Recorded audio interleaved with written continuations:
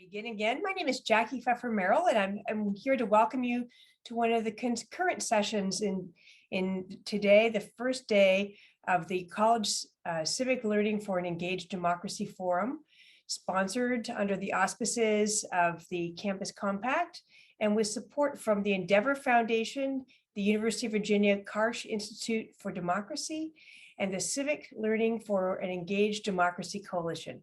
So hearty thank you to everybody, and I wanted to let you know that today's session is going to be recorded. Now that you know it's being recorded, I'll continue.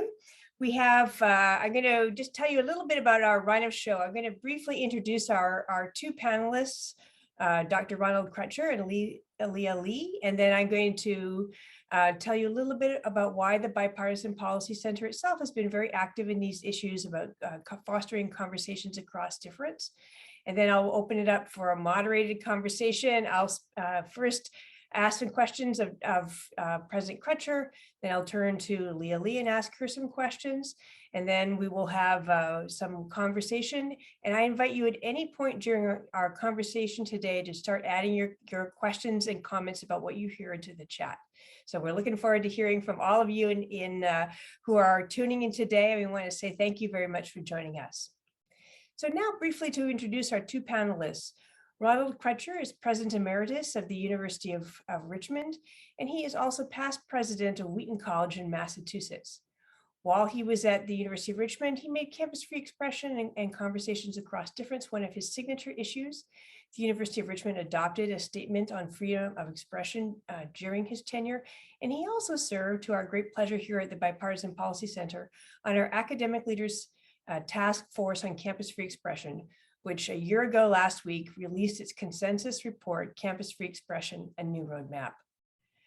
Leah Li is a legislative aide for U.S. Representative Derek Kilmer, who represents Washington State's 6th District.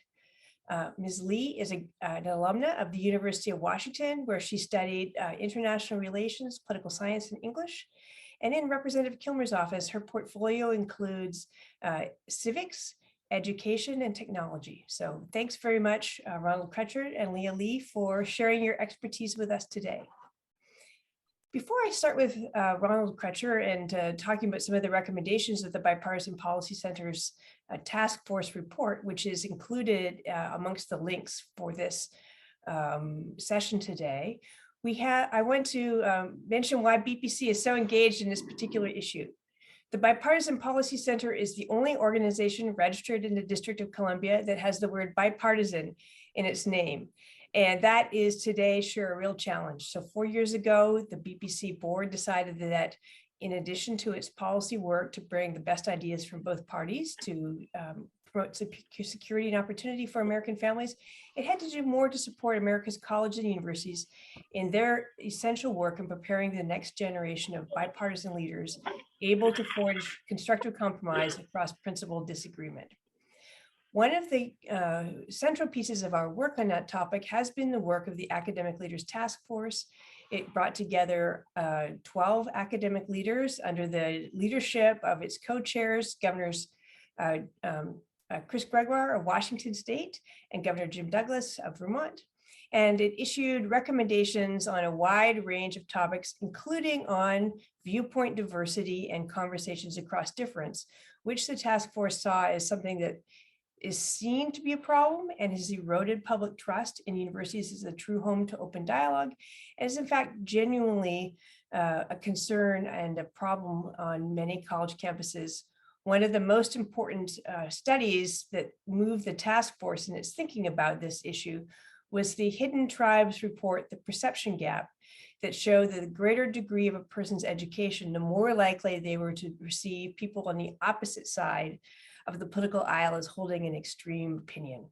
So amongst the recommendations of the task force report were a number that address this question of viewpoint diversity and increasing student skills for conversations across difference. So now, Ronald Crutcher, I'd like to turn to you and ask about some of those specific recommendations.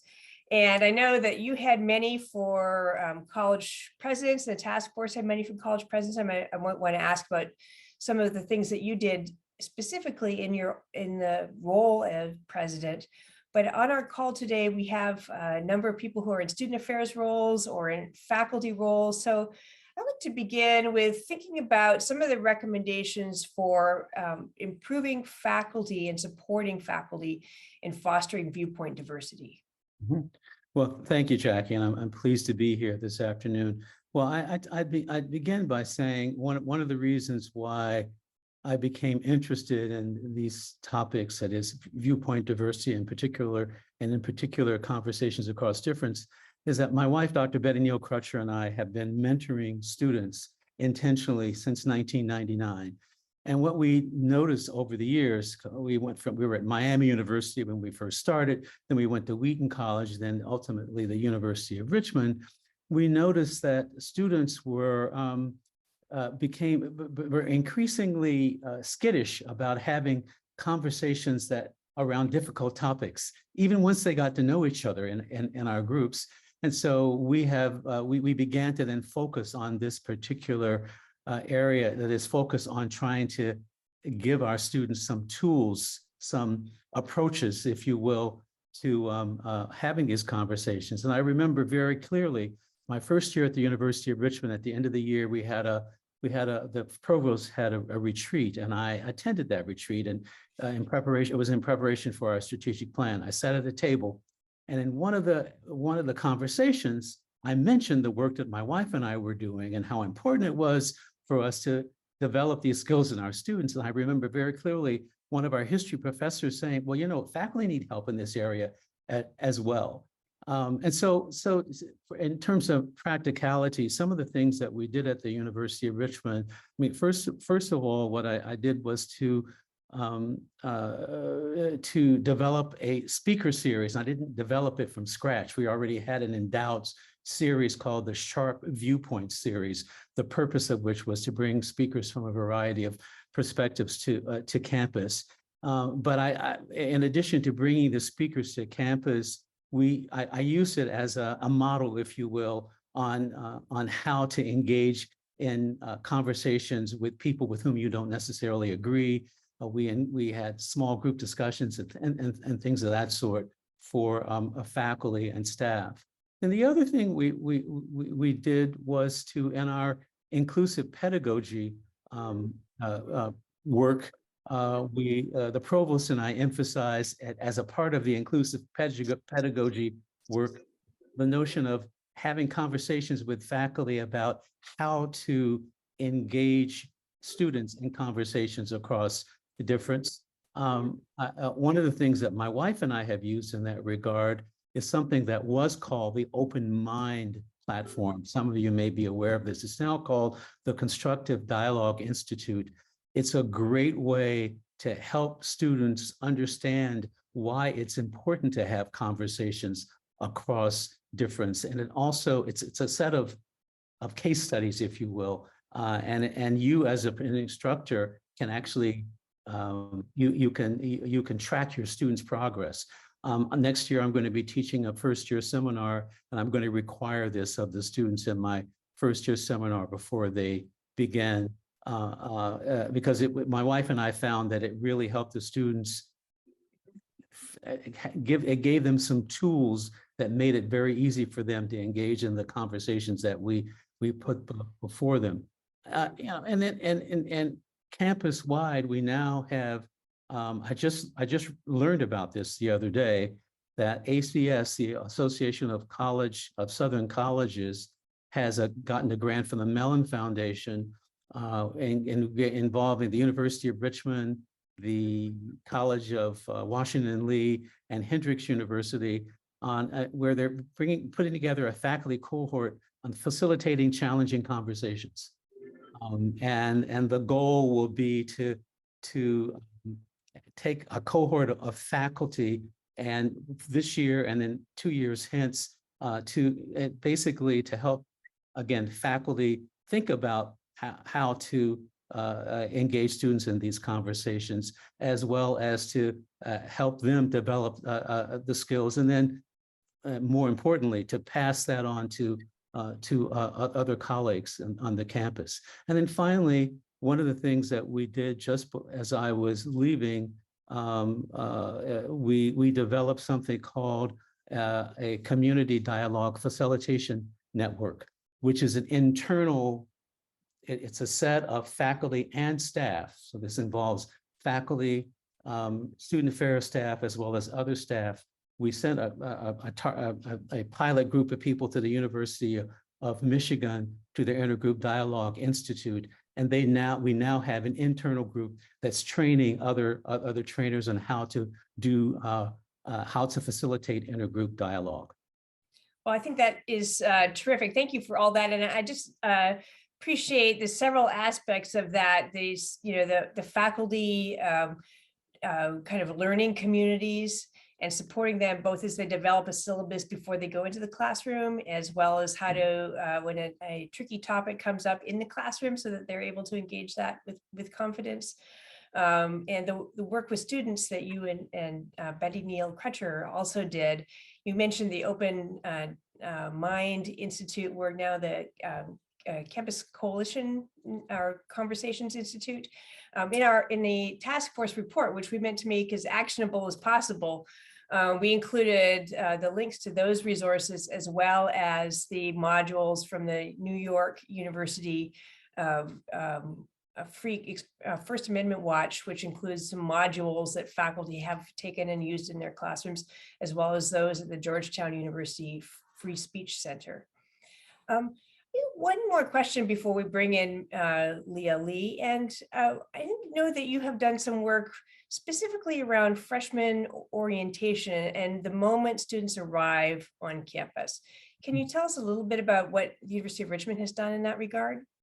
Well, we've made many changes over the years, but one of the goals of this community dialogue facilitation network was to ensure that in those orientation sessions, there are efforts to at least introduce our students to this notion of being prepared, being able to have conversations across political, racial, and other differences. Because what we realize is that, well, I should also, just to give you a context for understanding, the University of Richmond has become a much more diverse institution in a rather short period of time. That is to say, 15 years ago, we had fewer than 11% of our students who were students of color, fewer than 10% who were low-income students. And now students of color is about 30%, low income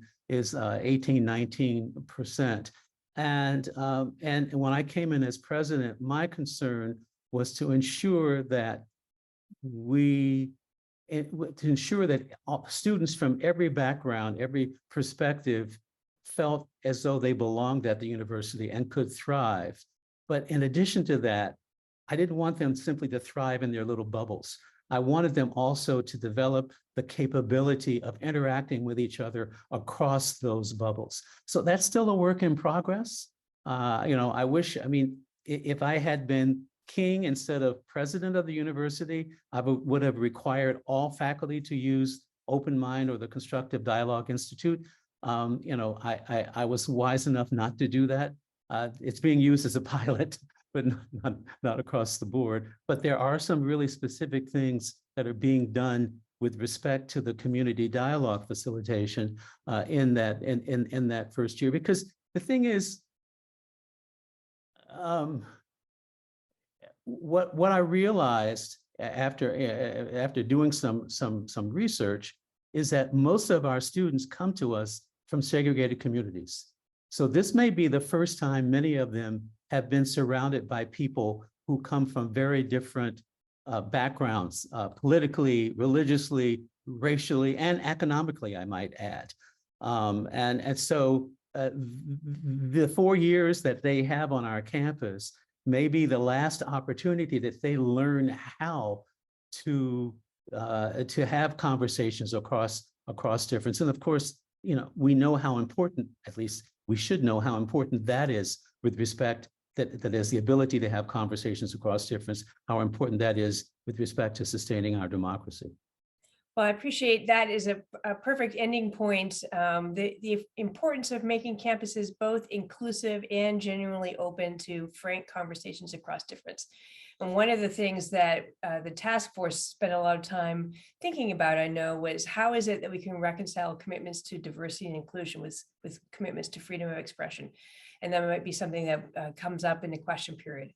I'm about to turn to Leah Li, and as I do so, I want to encourage everybody who is in the listening into the conversation to share your comments or questions in the chat. I'll be watching for them to bring them in as soon as I see some coming in. So Leah Li, I'd like to turn to you now. Representative Kilmer is one of many bipartisan co-sponsors of the Building Civics Bridges Act. I'm wondering if you could tell us, just in very brief compass, what is the problem that act, Building Civic Bridges, is trying to address? Absolutely. Thanks so much again for having me today. So the problem at hand is one that I think that a lot of us are very familiar with, polarization and division in our country. As you all know, we don't really have to turn on cable news to know just how bad it's gotten. We see it on social media, we see it in our discourse, and some of us can even see it around our dinner tables. But that said, the state of toxic polarization in our country has real life consequences. And one of those consequences was seeing incidents of hate-fueled violence actually show up in the region that my boss represents. There were a couple of examples of this. The first were some pretty horrific attacks, including arson, vandalism, and physical attacks against faith-based institutions and faith leaders in the South Sound region of Washington State. Second, at the end of last year, my boss and I were meeting with the YMCA. Thought they wanted to talk about ways to support gyms during the pandemic. Turns out that wasn't at all what they wanted to talk about. Instead, they wanted to speak, and we've now spoken actually with all of the YMCA chapters in our district. They're all reporting levels of conflict that they literally just can't control anymore, whether it's in their boardrooms or between YMCA members. There are literally fistfights breaking out at YMCA gyms because of political conflict and also just distrust in the community. But thankfully, this division and violence, is not the end of the story. We've actually seen efforts in our community to stand up against this. First, in response to the attacks on the faith-based institutions, there was an interfaith alliance that was formed to offer mutual solidarity, protection, and support. They had dialogue with one another, essentially saying, we all may pray differently, but we ought to do so peacefully. Second, in response to the fights at the Y, they've actually trained their board in conflict resolution, have started some new programming to provide community forum to discuss contentious issues in a healthy setting. And that's really why, Congressman Kilmer had introduced this bill, the Building Civic Bridges Act. It would, invest in civic bridge building projects like the Interfaith Alliance, like the YMCA, at a very hyper-local level to make sure that communities have the resources that they need to foster dialogue and trust at a time when I think it's more important than ever. Thanks very much for that introduction to the purpose of the bill, Leah. I want to ask about some of the four key pieces of the bill, and I know it has four essential components to it. One of them that I think will be a very keen interest to our audience is the grant program that for which, if the bill were to become law, college and universities and community college and higher education institutions generally would be able to apply for a grant. Can you tell us about that grant program? Yeah, absolutely. So as you mentioned, the bill has four goals. One of them is administering a grant program to support civic bridge building programs across the nation. These would be, allocated on a competitive basis. Funding would primarily focus on supporting organizations and spaces that are striving to heal toxic polarization in the U.S. through civic bridge building and healing community divisions. We naturally see colleges and universities as a key partner in this. I actually think that college campuses are a really obvious place for where people from very diverse backgrounds and places around the world come together to discuss and learn together. So we really do see them as a very fitting entity to try to apply for some of these grants. Obviously, the bill is not law quite yet, so I don't have any specific details about how you can apply, but we're certainly working hard to make this bill cross the finish line so that it becomes a possibility for you all in the future. Great, and that seems really important because, as President Crutcher said, it's sometimes the last chance for people to be really in an extremely diverse community and really learn to have those kinds of conversations. And it's definitely for many students, at least the first chance. Can you just tell us, just in a kind of very brief form, what are the 3 other key points to the bill? Of course. So the second one outside of the grant making would be the supporting of the training of AmeriCorps members in civic bridge building skills and techniques. In conversations we've had with AmeriCorps alum, it seems like these are techniques and skills that they've sort of gained throughout their experience, sort of as a natural lesson learned, but we certainly want to ensure that we're providing resources on the front end to make sure that people feel well equipped to begin their national service projects. And we're actually really excited to hear that AmeriCorps is already starting progress in this space, even outside of the bill. So hoping that this will be very complementary to those efforts. The third one would be supporting research on civic bridge building, civic engagement, and social cohesion. Another thing that I think would be very much of interest to colleges and universities. Already, AmeriCorps actually leads a lot of this through their research and evaluation arm. There's a lot of research that's being done in the civic engagement space, but this would help to plus up and augment that program, and also make sure that they have the resources that they need to make all of those findings that are conducted by colleges and universities to become publicly accessible, so that at the end of it, we can sort of see what everyone's been able to find. And then the last one is just about really activating a public conversation about all of this. We really want to make sure that there's a central place in government, a real hub for serving a key role in convening and coordinating this national civic bridge building movement, whether that's providing resources, networking opportunities, or collaboration opportunities in the field. We think that AmeriCorps is a really great home for this, and are really excited to see its progress so far. Okay, well, thanks very much. I see that we already have questions coming in. I'm going to turn to one of those in just a moment, but I encourage all of you in the audience to post your questions. This first one may be for you, Ronald. I remember one of our task force members saying in one of the meetings, if there's something isn't given a budget line or an incentive, you can't necessarily count on it actually getting done. And we have a question from Allison Rank. What compensation or support is given to faculty participating in the constructive dialogue cohort for their time and effort? Given the burnout levels amongst faculty and staff on my campus, course releases, additional professional development funding, I need to work to line up if I am to be pitching this sort of project. Well, I actually put into the chat that for the project itself, each faculty member will receive a $1,000 stipend. There'll be 3 virtual two-hour virtual meetings, summer check-ins, and then a final face-to-face meeting at U of R for which transportation will be paid. But I will also say to you that for our own internal faculty learning communities, our faculty development scholarship entity at the University of Richmond, which was established about 4 or 5 years ago, is called the Faculty Hub. And the Faculty Hub does have funding where they provide primarily. I don't know about course. Well, I know that in the faculty learning communities, the co-leaders of the learning communities do receive course release. I don't think that the members who participate receive course releases, however. But if you're interested, you could go to University of Richmond, look under the Faculty Hub, and you can get more information about that. Great.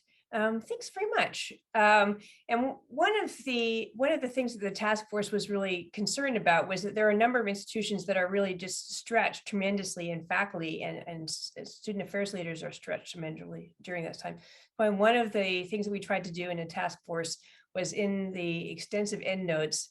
Somebody told me that they'd never seen a Washington report with so many endnotes. To have links to a number of resources that are available without charge, including those at NYU's First Amendment Watch and the Free Speech Project at Georgetown University that are modules, and they had some resources at Heterodox Academy as well.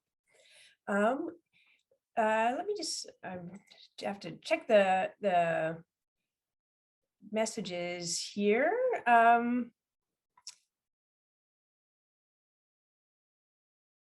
while I'm doing that, President Crutcher, can you tell us a little bit about one of the things that I was really interested in your remarks is the bringing student affairs leaders together with faculty, because those are two groups on campus that don't always interact as often as they should. And student affairs leaders are those to whom students often turn when they have questions about conversations that have been upsetting to them or challenging to them. And faculty really are on the front lines in the classroom to model that. So if you could just say a little bit more about fostering that interaction on campus. Yeah, yes. Well, I mean, I'll take a step back. I mean, in developing, we developed a plan in my after we developed the strategic plan at the University of Richmond. We developed a Making Excellence Inclusive plan, and part of that plan had to do with one of the pillars of our strategic plan was developing a thriving and inclusive community. And we were clear in that, in the definition of that inclusivity meant not only ensuring that everyone belonged at the campus and could thrive, but that also that we would do what we could to help our students and the whole campus, as far as that concerned, develop the capability of having, difficult conversations and things of that sort. And so the faculty and staff were both on those committees. And we spent I'll give you one example. We spent hours, I can remember, discussing what it means to belong and what it means to be safe on the campus. And as you recall, Jackie, at NASPA, I think it wasn't at NASPA, it was at South by Southwest. Someone asked the question about student safety. And I made the statement that, when you're talking about conversations across difference or the campus culture in general, yes, we want our students to feel physically safe. That's a part of belonging, but we don't necessarily want them to feel intellectually safe, right? I mean, being challenged intellectually is a part of the academic enterprise, in my estimation. And we had we had long discussions about this, and it was, I think, very instructive for both sides, for both the faculty and for the staff. I might also add, at the University of Richmond, we have a kind of different structure in the sense that our undergraduate school consists of two colleges. One used to be a women's college, one used to be a men's college. Now they're no longer gender defined, but one is Richmond College, one is West Hampton College. Nonetheless, one has a female as a head, one has a male as a head. They have been very much engaged. The deans of the colleges have been very much engaged with faculty in these discussions. Yeah, I think that that piece is really important, and that shared governance piece is an important aspect of it. I think you shared on the task force conversations that it took something like 18 months to bring together this freedom of expression, which was just a philosophy statement. It wasn't the whole rollout of programs and policies and initiatives to share that finding, but to bring everybody on board in a really robust way. I think you described, there was 3 meetings with different constituencies. People could submit comments online, and it took a long time to find a document and a philosophy that was right for the University of Richmond. Well, I will say this to you. What's interesting is that the whole notion of whether or not we should, as a university, have a free expression statement was really brought to the campus's attention by a student whom you know, Alec Graven. I mean, he was one of my mentees, and his first year at Richmond, he came to me, I'll never forget, at the end of the year, and said, I think we ought to have a free expressions statement. And now, and it's not that I didn't feel that we should, I didn't think we should have one. I did, but we had other irons in the fire. We're working on our Making Excellence Inclusive plan at that particular point in time. And there were some other, we're also dealing with a sexual harassment issue that had taken up a lot of the time and energy. But to his credit, I mean, he worked on this with the student government associations. And then when it was brought to the faculty, and then he took that to the faculty senate. And as part of our sharp viewpoint sessions that year, I had already invited Bob Zimmer to come. I had already invited Fred Lawrence to talk about this issue. And so basically, we, at the end of that year, at the end of that first semester, I simply said to the community, after Alec brought this to the faculty senate, and by the way, I'll share this with everyone. This is, you know, it was going to be brought to the faculty senate for a vote, and unfortunately, the faculty senate president at that time hadn't thought about whether or not it would pass. So I asked her, you know, do you know, are there enough votes for this to pass?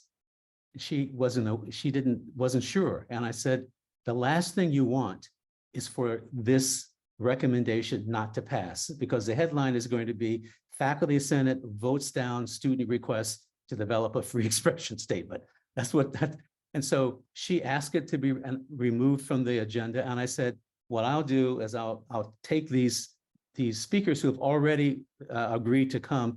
In the spring, I'll bring in a couple more speakers. We'll have a campus discussion about free expression, whether or not we want to sign on to the Chicago statement or have develop our own statement. And then I'll put a task force together after that. And we had a brilliant task force headed up by one of our distinguished law professors. And by the way, I did ask them to advise me.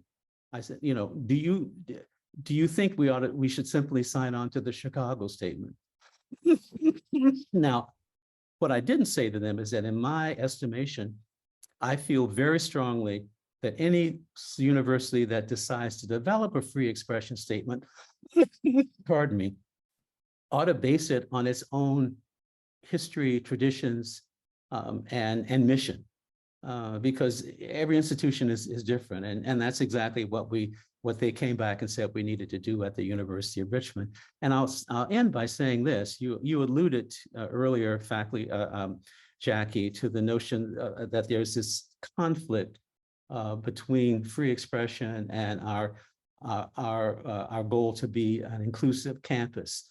And in our statement, we state very clearly that the University of Richmond's commitment to in diversity and inclusion demands an equal commitment to free expression.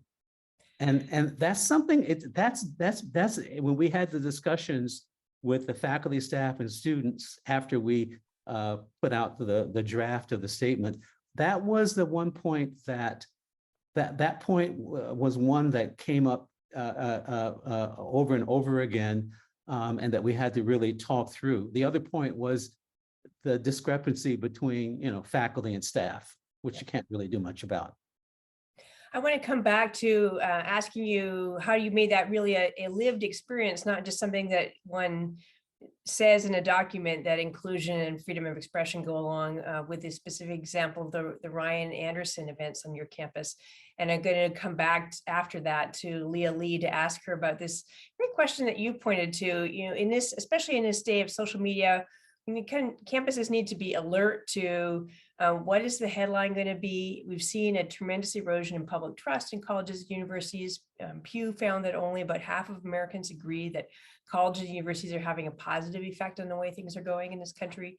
And that's more Republicans and Republican-leaning independents agree with that. But even about 1 in 5 Democrats and Democratic-leaning independents agree that colleges and universities are having a negative effect on the way things are going in the country. So I think one of the things that is of interest to this group will be, how is it that colleges and universities can respond to the perception of public distrust? And Leah Li, I'm going to come back to you in just a moment with regard to that question.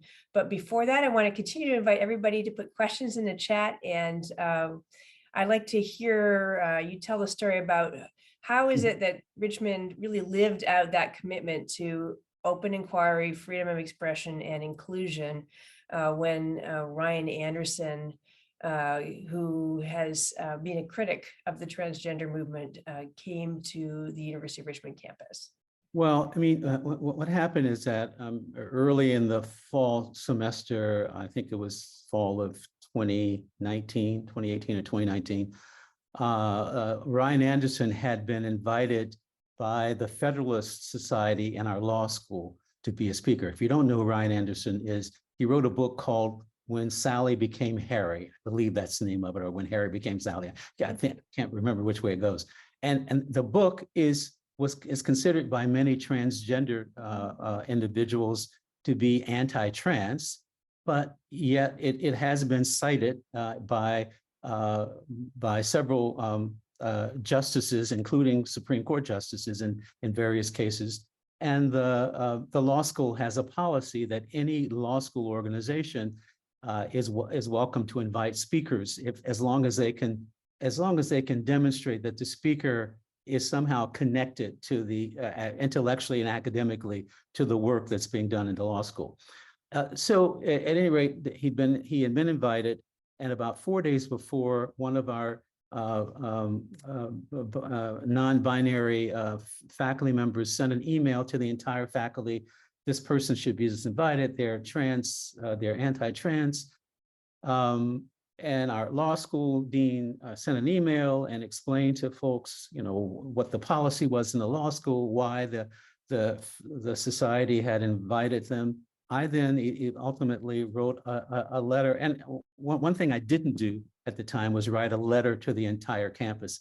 I think in retrospect, I would have done that now. But what I did is I wrote to people who were writing me, stating very clearly that while I did not agree with Dr. Anderson's conclusions in his book, in no way would having him on campus impede our work in ensuring that everyone felt welcome and could thrive on the campus of the University of Richmond. And then we also set out some guidelines for those who wanted to protest. The day he came, he did his speech. One of our professors, by the way, a law professor, had been asked to do a rebuttal to him. The speech went well. We had people who demonstrated. They wore white. They demonstrated peacefully. And in fact, during the question and answer period, everything went well. And indeed, the only time when things got tense had to do with the time when he himself got somewhat belligerent in responding to someone. But it was, in a sense, a model of the way people, we invited students and others to demonstrate to folks that they didn't agree with the writings or the thoughts of this particular individual. We also did the same thing, by the way, Jackie, for our Sharp Viewpoint series. We did some tabletop exercises with my cabinet. Particularly, I think the first person was Karl Rove, when we invited Karl Rove, because there were some jabs, why are you inviting Karl Rove to the campus? And we developed a protocol. And at the beginning of each of those speaker series, by the way, I would always remind people why we were doing it, what the purpose was, that if they wished to protest, there was a place in the back, but if they were obstructing people's views, they would be escorted out of the room. I think one of the things that's important about that is the invitation and clarity around student expressive freedoms. And it's also one of the things that we included in the task force report, were there examples of policies on various campuses that really make it clear to students, you can protest with a sign that is up to this size. You could chalk on these surfaces, on horizontal but not on vertical surfaces. So students really know that the campus is supporting its expressive freedoms and laying out guidelines that about ways in which, if students express themselves, the campus has agreed that that's within bounds. Jackie, let me say one more thing that sure. that I want to be just to make clear to folks. As president, what I realized, so I'm a child of the civil rights movement. I was born in 1947. And I was raised in a very different way than most of our students, particularly students of color these days. And what I learned over my years as a president is that I had to, when I talked about free expression and how, you know, on a campus, in a campus community, if we are in fact really utilizing the learning experience that students have as like a musical practice room for learning how to live in a democratic society, learning how to be engaged in the democratic process, that I had to acknowledge to students that yes, sometimes words can hurt. Sometimes, you know, images can hurt, can be painful. But then I also, and my wife and I in our mentoring groups would work with our students. But what I also said to faculty is that it's our role, our job as educators to help our students transcend that, to go beyond it, to listen to them, to be empathetic with them, but not to allow them to stay in that low place where they feel unempowered or and they don't have a sense of agency, but help them to develop their own voice, if you will, either in writing, in protesting, or whatever. I think that's critically important. And as I progressed in my I was president for 18 years in 2 different places.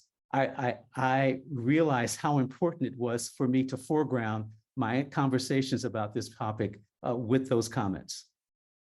Well, thank you for that. And I think that example of using presidential leadership capital is an important recommendation that when we saw a number of the presidents who served on the task force had done it in various ways.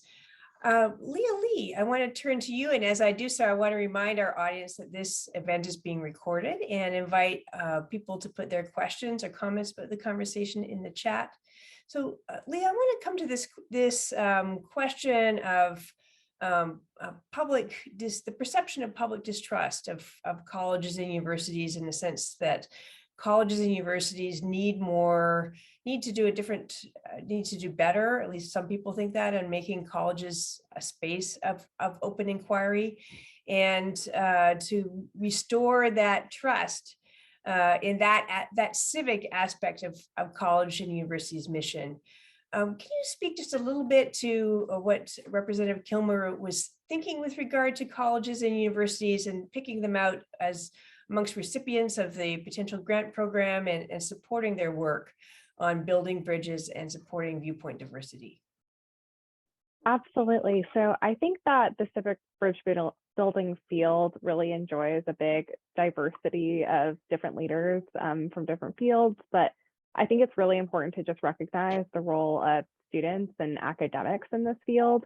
You know, I know I mentioned this before, but really when we think about values around engaging in open dialogue and discussion, you know, even challenging the way that you may have previously thought about an issue, I think about how college campuses are just a really incredible space for values like that to play out.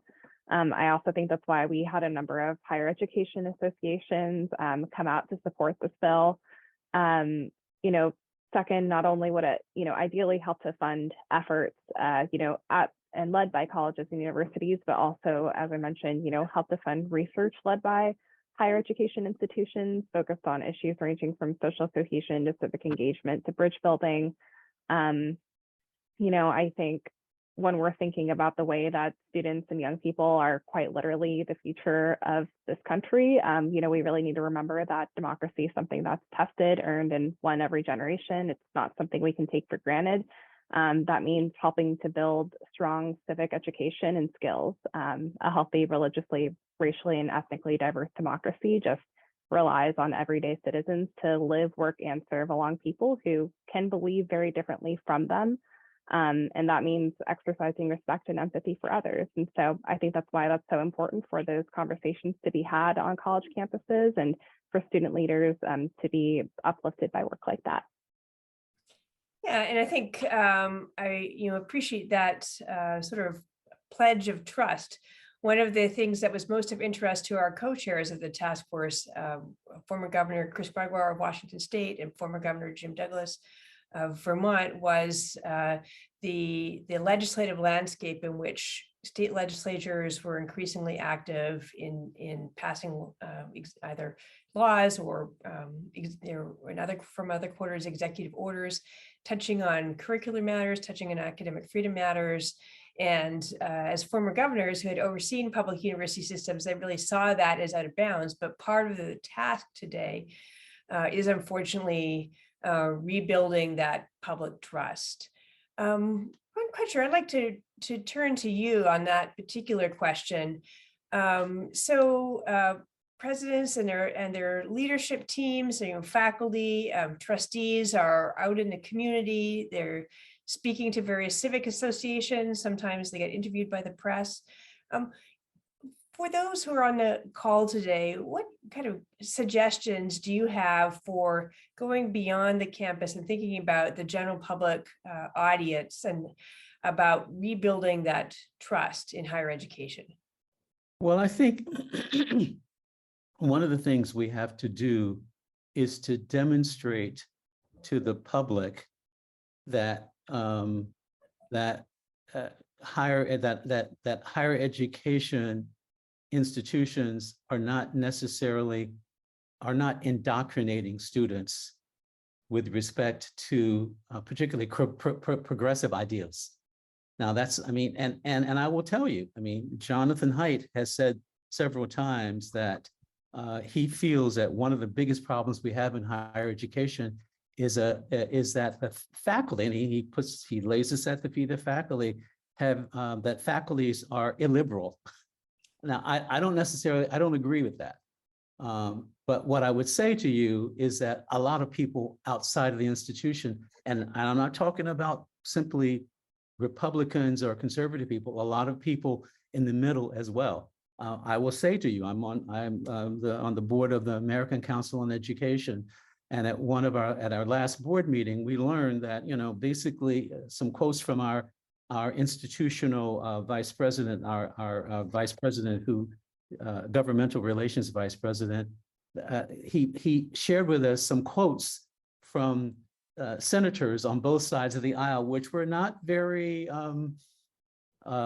generous towards higher education. So the point I'm trying to make here is that we need to find ways to demonstrate and you can do that, by ensuring that in your class that your students come away with the notion that there has been a balanced approach to the teaching and learning in the class, and because I think our students can be our best spokespeople, if you will.